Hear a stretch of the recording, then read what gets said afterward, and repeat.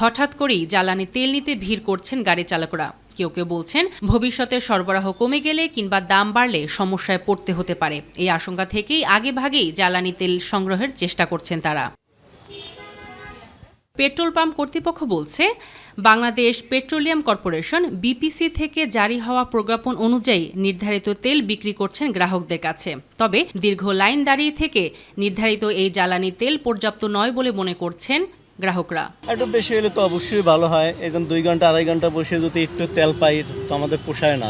1 ঘন্টা দাঁড়িয়ে থেকে যখন আপনি 300 টাকা তেল পাবেন তখন তো নিশ্চয়ই সেটা আমাদের জন্য পর্যাপ্ত হবে না। এখান থেকে যদি অন্য পাম্পে যাই সেখানেও যে 1-1.5 ঘন্টা লেট করা লাগে, ডেলিভারি দিতে সমস্যা হচ্ছে আর কি। পেট্রোল পাম্প কর্তৃপক্ষ আরও জানাচ্ছেন, আতঙ্কিত হওয়ার কোনো কারণ নেই। জ্বালানি সরবরাহ স্বাভাবিক রাখতে সরকার প্রয়োজনীয় পদক্ষেপ নিয়েছে।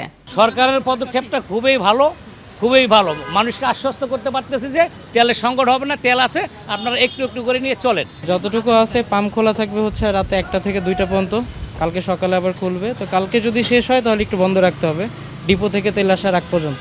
পেট্রোল পাম্প মালিকদের দাবি, এখনও জ্বালানি সরবরাহ স্বাভাবিক রয়েছে। তবে হঠাৎ চাহিদা বেড়ে যাওয়ায় কিছু কিছু পাম্পে চাপ তৈরি হয়েছে। 5% মোটরসাইকেলও ট্যাঙ্কি ফুল নিত না। 200 টাকা 100 টাকা, 200 টাকা 100 টাকা। পাঠার মোটরসাইকেল ঢাকা 70%। ওনারা 100 টাকার তেল নিতেন, ওই তেলটা শেষ করে আবার এসে 100 টাকা নিতেন। পাবলিক 200 টাকার তেল নিতেন সর্বোচ্চ। এখন সব মোটরসাইকেল ট্যাঙ্কি ফুল। আজকে ইমিডিয়েট গভর্নমেন্টের ডিপো খুলে দেওয়া উচিত। তাহলে অন্তত পাবলিকের এই যে আক্রোশ, পাবলিকের মধ্যে যে আতঙ্ক, এটা কমানো যাবে।